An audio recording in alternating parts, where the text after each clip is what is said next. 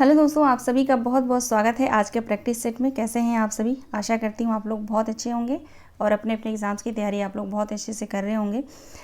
मैं जो है एक हफ्ते थोड़ा बिजी हो गई थी, मेरी बहन की शादी थी, तो इसलिए मैं डेली अपलोड नहीं कर पा रही थी क्लासेस, है ना। लेकिन अब मैं फ्री हूँ और अब मैं डेली क्लास लूँगी, ठीक है।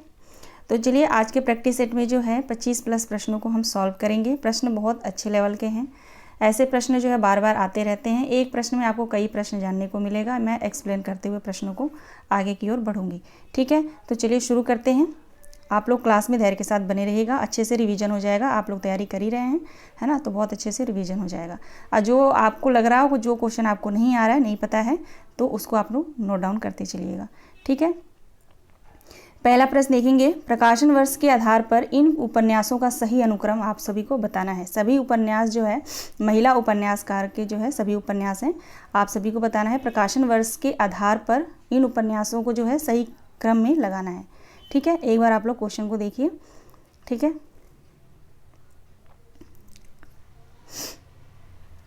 चलिए देखते हैं। ऑप्शन ए देखेंगे, रुकोगी नहीं राधिका, ठीक है। रुकोगी नहीं राधिका किसका है? तो उषा प्रियंवदा का है, ठीक है। उषा प्रियंवदा का जो है ये उपन्यास है। प्रकाशन वर्ष है 1967, ठीक है। आपका बंटी आप सभी को पता है, मन्नू भंडारी की रचना है, ये उपन्यास है। इसका प्रकाशन वर्ष है 1971, ठीक है, 1971 में है। और चितकोबरा, ठीक है, आपका बंटी। और सूरजमुखी अंधेरे में, ठीक है, सूरजमुखी अंधेरे में जो है 1972 में है ना, 1972 में है। और किसका उपन्यास है सूरजमुखी अंधेरे में? तो कृष्णा सोबती का उपन्यास है ना। और चितकोबरा की अगर हम बात करें तो चितकोबरा मृदुला गर्ग का उपन्यास है। 1900 इसका प्रकाशन वर्ष है 1979, ठीक है। तो ये रहा प्रकाशन वर्ष। अब आप प्रकाशन वर्ष के हिसाब से आप लोग यहाँ पे सही आंसर मिला लीजिए, ठीक है। देखिए इसमें जो है सही आंसर होगा, प्रकाशन वर्ष के हिसाब से तो सही आंसर ए होना चाहिए, है ना। लेकिन इसमें कोई भी ऑप्शन मैच नहीं कर रहा, ठीक है। आप देखेंगे रुकोगी नहीं राधिका 1967 में है, तो सबसे पहले आएगा। उसके बाद जो है आपका बंटी 1971, सूरजमुखी अंधेरे में है 72 हो गया, चितकोबरा हो गया 79। हाँ ठीक है, ऑप्शन ए जो है बिल्कुल राइट आंसर होगा, ठीक है ना। चलिए दूसरे प्रश्न की तरफ बढ़ते हैं। ऐसे प्रश्न जो है बार बार रिपीट होते हैं, तो इन सभी जो मैंने अभी बताया प्रकाशन वर्ष के हिसाब से, और मैंने महिला उपन्यासकार का नाम भी बताया, ठीक है, तो इनको आप लोग ज़रूर ध्यान रखिएगा। दूसरे प्रश्न में चलते हैं। एक्सप्लेन करते हुए चलूँगी तो थोड़ा क्वेश्चन पे टाइम लगेगा, तो आप लोग धैर्य के साथ बने रहिएगा, ठीक है। दूसरा प्रश्न है, निम्नलिखित इतिहास ग्रंथों को उनके लेखकों से सुमेलित कीजिए। सूची 1 को सूची 2 से सुमेलित करना है, ठीक है। एक बार आप लोग सूची देख लीजिए, ठीक है। कूट में हम नीचे बाद में देखेंगे। प्रश्नों को मैं छोटा कर रही हूँ लेकिन छोटा नहीं हो रहा, ठीक है। तो प्रश्न आप लोग देख लीजिए, यहाँ पे सुमेलित करना है इसको, ठीक है।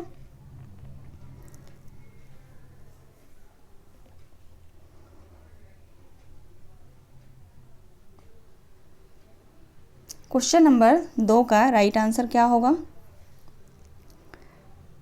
इसका राइट आंसर हो जाएगा, यहाँ पे कूट में देख लीजिए, सी होगा, ठीक है। सी हो जाएगा 4 1 2 3, ठीक है। 4 1 2 3, 4 1 2 3। हिंदी साहित्य का अतीत विश्वनाथ त्रिपाठी, संवेदना का विकास, हिंदी साहित्य और संवेदना का विकास रामस्वरूप चतुर्वेदी, और वैज्ञानिक इतिहास गणपत चंद्र गुप्त, और आलोचनात्मक इतिहास जो है राम कुमार वर्मा, ठीक है। तो 4 1 2 3, ठीक है। चलिए क्वेश्चन नंबर 3 देखते हैं। क्वेश्चन नंबर 3 भी सुमेलित वाला प्रश्न है, ठीक है। यहाँ पे देख लीजिए, छत्रसाल दशक किसकी रचना है? छत्रसाल दशक बताइए आप लोग, छत्रसाल दशक किसकी रचना है? तो छत्रसाल दशक जो रचना है वो भूषण की है। कविकुल कल्पतरु जो है चिंतामणि की है। भाव विलास देव की है। और इश्क लता जो है घनानंद की है। तो राइट आंसर यहाँ पे हो जाएगा, देखिए डी होगा, ठीक है। ऑप्शन में देखिए ऑप्शन डी राइट आंसर होगा, ठीक है ना। चलिए आगे बढ़ते हैं। अगला प्रश्न देखेंगे आप लोग। डॉक्टर धीरेन्द्र वर्मा ने वैदिक ध्वनियाँ की संख्या कितनी मानी है? आपको बताना है कि डॉक्टर धीरेन्द्र वर्मा ने वैदिक ध्वनियों की संख्या कितनी मानी है। क्वेश्चन नंबर 4 का राइट आंसर क्या होगा।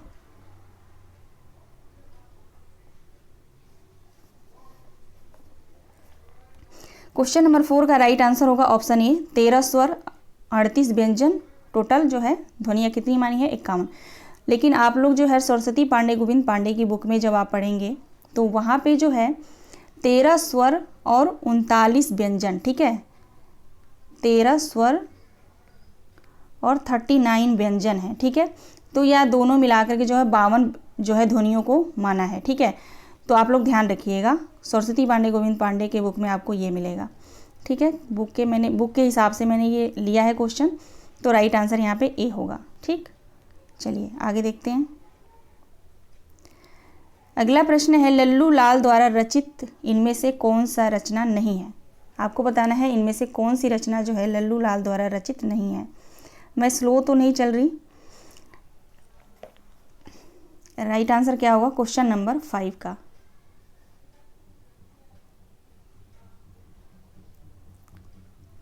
राइट आंसर होगा चंद्रावती, ठीक है। चंद्रावती जो रचना है ये है सदल मिश्र का, ठीक है, सदल मिश्र का, ठीक है ना।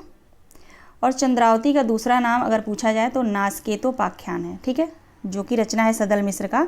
तो उसी नासकेतोपाख्यान का जो है दूसरा नाम है चंद्रावती, ठीक है, ये भी आप लोग ध्यान रखिएगा। क्वेश्चन नंबर 6 देखेंगे। कार्यत्री और भावयत्री प्रतिभा का विभाजन किस आचार्य ने किया था। धनंजय ने, महिम भट्ट ने, श्रीहर्ष ने या राजशेखर ने। आप सभी को बताना है कार्यत्री और भावयत्री प्रतिभा का विभाजन किस आचार्य ने किया था। राइट आंसर क्या होगा क्वेश्चन नंबर 6 का। राइट आंसर हो जाएगा ऑप्शन डी राजशेखर ने। ओके, चलिए आगे बढ़ते हैं।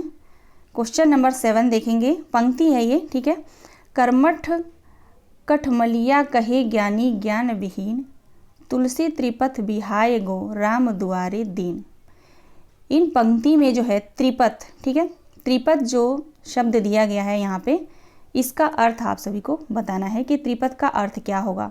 निर्गुण, सगुण और मुक्ति मार्ग होगा, या उत्तम मार्ग, मध्यम मार्ग या निम्न मार्ग होगा, या द्वैत अद्वैत या द्वैताद्वैत होगा। ऑप्शन डी है कर्म मार्ग या ज्ञान मार्ग या उपासना मार्ग होगा। बहुत ही अच्छा प्रश्न है, ठीक है। तो आप लोग बताइए क्वेश्चन नंबर 7 का राइट आंसर क्या होगा, ठीक है। अगर मुझसे कोई बोलने में गलती हो जा रही है, आंसर बताने में अगर मिस्टेक होता है तो आप लोग कमेंट के माध्यम से मुझे ज़रूर बताएंगे, ठीक है। तो देखिए यहाँ पे जो है त्रिपथ का अर्थ हो जाएगा कर्म मार्ग, ज्ञान मार्ग, उपासना मार्ग। आप गूगल पे भी सर्च करेंगे तो आपको यही मिलेगा, ठीक है, और बुक में भी यही दिया गया है, ठीक है। कन्फ्यूज नहीं होना है, बिल्कुल यही है, ठीक है। कहीं कहीं पे किसी प्रैक्टिस सेट में मैंने देखा था कराते हुए, तो उत्तम मार्ग और मध्यम मार्ग और निम्न मार्ग भी बताया गया है। तो आप लोग जो है कंफ्यूज नहीं होना है आप लोगों को, ठीक है। बुक में आचार्य रामचंद्र शुक्ल के बुक में दिया गया है कर्म मार्ग, ज्ञान मार्ग और उपासना मार्ग। ओके, चलिए आगे देखते हैं। Question number 8।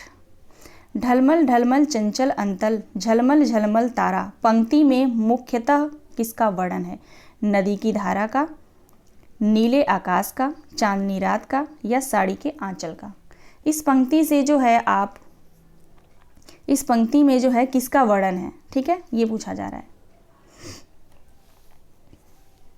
क्वेश्चन नंबर 8 का राइट आंसर क्या होगा। क्वेश्चन नंबर 8 का देखिए राइट आंसर हो जाएगा नदी की धारा। नदी की धारा में जो है यहाँ पे बात की जा रही है पंक्ति के माध्यम से। ढलमल ढलमल चंचल अंतल, झलमल झलमल तारा, ठीक है, ये नदी की धारा के बारे में यहाँ पे पंक्ति द्वारा बात की जा रही है, ठीक है। तो राइट आंसर ऑप्शन ए होगा। आगे बढ़ेंगे। क्वेश्चन नंबर 9 देखेंगे। शिव पूजन सहाय का एकमात्र उपन्यास इनमें से कौन सा है। आप सभी को बताना है कि शिव पूजन सहाय का एकमात्र उपन्यास इनमें से कौन सा है। तो बिल्कुल आसान प्रश्न है, देहाती दुनिया। शिव पूजन सहाय का उपन्यास है देहाती दुनिया, ठीक है। अब आप लोग मुझे कमेंट के माध्यम से बताइएगा कि भिखारिणी, मनोरमा और एकाकिनी, ये तीनों उपन्यास किसका है। बहुत ही आसान है भिखारिणी, ठीक है, माँ और भिखारिणी, है ना। ऐसे ट्रिक से मैंने बताया था आप सभी को कि मेरी माँ भिखारिणी है ना, ऐसे बताया था, ठीक है। मनोरमा और एकाकिनी, ये सभी उपन्यास किसके हैं। आप लोग ढूंढेंगे तो आप लोगों को भी ज्ञान होगा ना, और ये प्रश्न बिल्कुल याद रहेंगे। याद रखिएगा, जिस प्रश्न की आप लोग खोजबीन करेंगे, ज़्यादा से ज़्यादा सर्च करेंगे तो वो दिमाग में बैठ जाता है। ठीक है, इसलिए मैं आप लोगों को बोलती रहती हूँ कि आप लोग जो है कमेंट किया करिए। ठीक है, क्वेश्चन नंबर 10 देखेंगे, वक्रोक्ति संप्रदाय के विरोधी आचार्य कौन है? वक्रोक्ति संप्रदाय के विरोधी आचार्य कौन माने जाते हैं? ठीक है, ध्यान रखिएगा, यहाँ पे वक्रोक्ति संप्रदाय के आचार्य नहीं पूछा जा रहा, विरोधी आचार्य पूछा जा रहा है। ठीक है, अगर पूछा जाए वक्रोक्ति संप्रदाय के आचार्य कौन हैं तो कुंतक हैं। ठीक है, कौन है? कुंतक। और विरोधी आचार्य कौन है? राइट आंसर क्या हो जाएगा? तो आचार्य विश्वनाथ। ध्यान रखिएगा। ठीक है, आचार्य विश्वनाथ जो है वक्रोक्ति संप्रदाय के विरोधी आचार्य माने जाते हैं। ठीक है, भामा की रचना की बात करें तो इनकी रचना क्या है? काव्य अलंकार। काव्यालंकार। ठीक है, काव्य अलंकार। अब सेम टू सेम ऐसे ही नाम है रुद्रट की। ठीक है, रुद्रट की रचना के बारे में हम बात करें तो काव्य। ठीक है, ध्यान रखिएगा, काव्य अलंकार। अब देखिए, ज़रा सा यहाँ माइनर सा जो है मिस्टेक आप करेंगे तो आप जो है दिमाग से अगर ज़रा सा भी भूल किए तो क्वेश्चन गलत हो जाएगा। ठीक है, भामा का जो रचना है काव्य अलंकार है। ठीक है ना, और रुद्रट की जो रचना है वो काव्य अलंकार है। ठीक है, इस बात का आप लोग ध्यान रखिएगा। मम्मट की रचना की अगर हम बात करें तो काव्य प्रकाश। ठीक है, काव्य प्रकाश। ये सभी रचनाएं जो है मैंने बता दिया, आप लोग नोट डाउन कर लीजिएगा। ठीक है, चलिए चलते हैं क्वेश्चन नंबर 11 पे। पंक्ति देखेंगे, बहु बीथी थोड़ी रही सो बीती जाए, हित ध्रुव बेगी बेचारी बस वृंदावन आए। पंक्तियां किस कवि की हैं? यह पंक्ति जो है किस कवि की है? बार बार ये पंक्ति पूछी जाती है, आप लोग ध्यान रखिएगा, ध्रुवदास की पंक्ति है ये। ठीक है, ऑप्शन सी राइट आंसर होगा। अगला प्रश्न देखेंगे, छायावाद के समर्थन में सबसे पहला लेख लिखने वाले लेखक कौन हैं? आप सभी को बताना है कि छायावाद के समर्थन में सबसे पहला लेख लिखने वाले लेखक कौन हैं? तो ध्यान रखिएगा आप लोग, ऑप्शन बी मुकुटधर पांडे। ठीक है, अगला प्रश्न देखेंगे, संशय की एक रात किसके संशय पर आधारित रचना है? राम के संशय पर, कृष्ण के, शंकर के या विष्णु के? संशय की एक रात राइट आंसर हो जाएगा राम। ठीक है, राम के संशय पर आधारित संशय की एक रात रचना है। और किसकी रचना है आप लोग कमेंट के माध्यम से ज़रूर बताइएगा। ठीक है, संशय की एक रात किसकी रचना है? बिल्कुल आसान है। अरे ययावर रहेगा याद किसका यात्रा वृत्तांत है? अरे ययावर रहेगा याद किसका यात्रा वृत्तांत है? तो अज्ञेय का है, आप सभी को पता होगा, है ना। राइट आंसर ऑप्शन सी हो जाएगा। प्रकाशन वर्ष की दृष्टि से निम्नलिखित कृतियों का सही अनुक्रम क्या होगा? ठीक है, ये सभी रचनाएं यहाँ पे दी गई हैं, अलग अलग रचनाकार की रचना है। प्रकाशन वर्ष के साथ जो है इसको क्रम में लगाना है। ठीक है, आप लोग क्वेश्चन ध्यान से देखिए। चलिए देखते हैं, धरती धर न अपना किसकी रचना है? तो जगदीश चंद्र की। ठीक है, जिसका प्रकाशन वर्ष है 1972। और मुर्दाघर का प्रकाशन वर्ष है 2000। ठीक है, 2000। आधा गांव राही मासूम रजा की रचना है ये, है ना, 1966। किशनगढ़ की अहेरी, ये संजीव की रचना है, किशनगढ़ की अहेरी। ठीक है, प्रकाशन वर्ष है 1981। ठीक है, तो प्रकाशन वर्ष के हिसाब से सबसे बाद में आना चाहिए मुर्दाघर, है ना। तो किशनगढ़ की अहेरी देखते हैं 1981, लेकिन धरती धन अपना तो 1972 में है ना। हाँ, यही जो है यहाँ पे थोड़ा सा ऑप्शन में ये सही नहीं दिया गया है, लेकिन आप लोग देख लीजिएगा यहाँ पे। ठीक है, प्रकाशन वर्ष मैंने बता दिया। ठीक है, एक ज़रा सा इधर उधर हुआ है मिस्टेक यहाँ पे, प्रकाशन वर्ष बिल्कुल सही बताया है मैंने। ठीक है, उसमें कोई डाउट नहीं है, लेकिन जो ऑप्शन है वो थोड़ा सा आगे पीछे है। ठीक है, वो आप लोग देख लीजिएगा। ठीक है ना, चलिए आगे बढ़ते हैं। अगला प्रश्न है, दृग ऊर्जत टूटत कुटुम्ब जुरत चतुर चित प्रीत में कौन सा अलंकार है? दृग ऊर्जत टूटत कुटुम्ब जुरत चरुत चित प्रीत में कौन सा अलंकार है? तो असंगति अलंकार है। ठीक है, ऑप्शन बी राइट आंसर होगा। क्वेश्चन नंबर 17 देखेंगे, निम्नलिखित में से 10 द्वारे का पिंजरा उपन्यास के रचनाकार कौन है?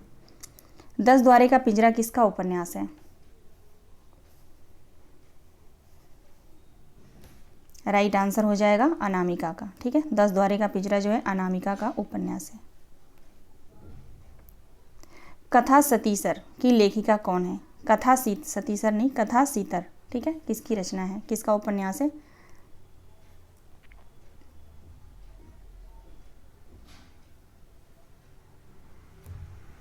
राइट आंसर हो जाएगा चंद्रकांता। ठीक है, कथा सतीसर जो है चंद्रकांता की रचना है। ठीक है, आगे देखेंगे क्वेश्चन नंबर 19, ब्योमकेश दरवेश किस विधा की रचना है? आप सभी को बताना है ब्योमकेश दरवेश किस विधा की रचना है? जीवनी। ठीक है, ऑप्शन सी राइट आंसर होगा, जीवनी है ब्योमकेश दरवेश। किसके ऊपर लिखा गया, किसकी जीवनी है? तो हजारी प्रसाद द्विवेदी की। ठीक है, इनकी जीवनी है। किसने लिखा है ब्योमकेश दरवेश? ये कमेंट करके आप लोग मुझे बताएंगे, ज़रूर बताइएगा आप लोग कमेंट करके। ठीक है, क्वेश्चन नंबर 20 देखेंगे, सुचरिता जो है किससे संबंध है, किस उपन्यास की पात्र है सुचरिता? ये होना चाहिए क्वेश्चन, लेकिन फिर भी ठीक है क्वेश्चन, सुचरिता का संबंध किस उपन्यास से है? तो ऑप्शन बी राइट आंसर हो जाएगा, है ना। आप सभी को पता होगा, बाणभट्ट की आत्मकथा आपके सिलेबस में लगा हुआ है, यूजीसी नेट के सिलेबस में लगा हुआ है। ठीक है, बाणभट्ट की आत्मकथा निबंध। चलिए देखते हैं क्वेश्चन नंबर 21, जीवन काल की दृष्टि से निम्नलिखित निबंधकारों का सही अनुक्रम बताना है। ठीक है, क्वेश्चन एक बार आप लोग देख लीजिए, क्योंकि मैं छोटा कर रही हूँ, क्वेश्चन छोटा नहीं हो रहा, पता नहीं मोबाइल हैंग हो रहा है। ठीक है, तो जीवन काल की दृष्टि से निम्नलिखित निबंधकारों का सही अनुक्रम हमें जानना है। तो मैं यही 3 ऑप्शन में आपको, चलिए यहाँ चारों ऑप्शन दिखाते हैं। पहले आप एक बार आप लोग ऑप्शन देख लीजिए। आप सभी को पता होगा आचार्य रामचंद्र शुक्ल का जन्म जो है 1884 ईस्वी में हुआ था। ठीक है, महावीर प्रसाद द्विवेदी की अगर हम बात करें तो इनका जन्म जो है 1864 में हुआ था। ठीक है, विद्यानिवास मिश्र का जो जन्म हुआ था वो 1926 में हुआ था। ठीक है, हजारी प्रसाद द्विवेदी का जन्म जो है, हजारी प्रसाद द्विवेदी का यहाँ पे लिख देती हूँ, इनका जन्म जो है 1907 में। ठीक है, 1907 में। ठीक है, तो जन्म के हिसाब से तो यहाँ पे राइट आंसर हो जाएगा ऑप्शन बी। पहले महावीर प्रसाद द्विवेदी 1864, रामचंद्र शुक्ल 1884, हजारी प्रसाद द्विवेदी 1907, विद्यानिवास मिश्र 1926, है ना। तो राइट आंसर ऑप्शन बी हो जाएगा। ठीक है, चलिए अगला प्रश्न देखेंगे। अगला प्रश्न है, निम्नलिखित आलोचना ग्रंथों को उनके आलोचकों के साथ सुमेलित कीजिए। राइट आंसर क्या होगा? रसमीमांसा किसकी रचना है? रसमीमांसा। क्वेश्चन नंबर 22, रसमीमांसा जो है रामचंद्र शुक्ल का है ना। आस्था और सौंदर्य रामविलास शर्मा का है। हिंदी साहित्य की 20वीं शताब्दी नंद दुलारे वाजपेयी, नाथ संप्रदाय हजारी प्रसाद द्विवेदी। तो राइट आंसर हो जाएगा 3, 1, 4, 2। 3, 1, 4, 2 कूट में देख लेते हैं। 3, 1, 4, 2 ऑप्शन बी राइट आंसर हो जाएगा। 3, 1, 4, 2। चलिए आगे बढ़ते हैं। अगला प्रश्न देखेंगे, गोस्वामी तुलसीदास की अंतिम रचना कौन सी है? आपको बताना है गोस्वामी तुलसीदास की अंतिम रचना कौन सी है। पहली रचना कौन सी मानी जाती है तुलसीदास की? तो ध्यान रखिएगा, इनकी फर्स्ट जो रचना है वो है वैराग्य संदीपनी। ठीक है, अब यहाँ पे क्वेश्चन में क्या पूछा जा रहा है? अंतिम रचना। तो अंतिम रचना इनका जो है कवितावली है। ठीक है, ध्यान रखिएगा, फर्स्ट और लास्ट दोनों याद रखना है। ठीक है, चलिए ऑप्शन सी राइट आंसर होगा। अब हम आगे बढ़ेंगे। क्वेश्चन नंबर 24 देखेंगे, ज्यों ज्यों बसे जात दूरी दूरी प्रिय प्राण मोरी त्यों त्यों धसे जात मन मुकुट हमारे में। यह पंक्ति जो है भ्रमर गीत से ली गई है। ठीक है, इस पंक्ति को पहचानने का दो तरीका है, या तो इस पंक्ति को आपको याद रहे कि किसकी है, या ये पंक्ति जो है किस रचना से ली गई है, तो आप तुरंत पहचान जाएंगे। ठीक है, भ्रमर दूत से लिया गया है। भ्रमर दूत किसकी रचना है? नंददास की। ठीक है, तो ऑप्शन ए राइट आंसर होगा। ठीक है, फिर भी एक बार आप लोग अगर गलत मैं बता रही हूँ, थोड़ा सा 1%, 0% मैं मान के चल रही, थोड़ा सा मुझे डाउट हो रहा है। ठीक है, क्योंकि ये पंक्ति मुझे याद है भ्रमर गीत से ली गई है, क्योंकि कई बार पूछी गई है पंक्ति। क्वेश्चन नंबर 25 देखेंगे। निम्नलिखित में से कौन सी रचना कृष्ण कथा पर आधारित नहीं है? ऑप्शन ए प्रिय प्रवास कृष्ण पे आधारित है, अग्निलीक भी कृष्ण पर आधारित है, भ्रमरदूत भी है ना, अंधा युग महाभारत पर आधारित है। तो राइट आंसर हो जाएगा ऑप्शन डी, क्योंकि नहीं पूछा जा रहा है ना। क्वेश्चन नंबर 26 देखेंगे। शिव शंभू के चिट्ठे के निबंधकार कौन है? शिव शंभू के चिट्ठे निबंध के निबंधकार कौन है? और ये निबंध जो है यूजीसी नेट के सिलेबस में लगा हुआ है, यूनिट 9 है ना। तो ऑप्शन ए बालमुकुंद गुप्त। बहुत ही अच्छा निबंध है शिव शंभू के चिट्ठे, और यहाँ से प्रश्न हमेशा आता है। ठीक है, तो टोटल जो है 26 प्रश्न थे। आशा करती हूँ आप सभी का अच्छे से रिवीजन हो गया होगा, अच्छे से आप लोग क्वेश्चन को सॉल्व किए होंगे। ठीक है, तो चलिए मिलते हैं नेक्स्ट वीडियो में। अब कल जो है मैं शेड्यूल बताने वाली हूँ कि मैं कल से जो है यूजीसी नेट का जो नया बैच लेकर आ रही हूँ, उसके बारे में मैं कल वीडियो अपलोड करूँगी। ठीक है, तो मिलते हैं नेक्स्ट वीडियो में। आप सभी दोस्तों का बहुत बहुत धन्यवाद। अपना ख्याल रखिए आप लोग, और समय जो है आप लोग समय को देखते हुए अपनी तैयारी कंटिन्यू करते रहिए। ठीक है, समय बिल्कुल वेस्ट नहीं करना। ओके।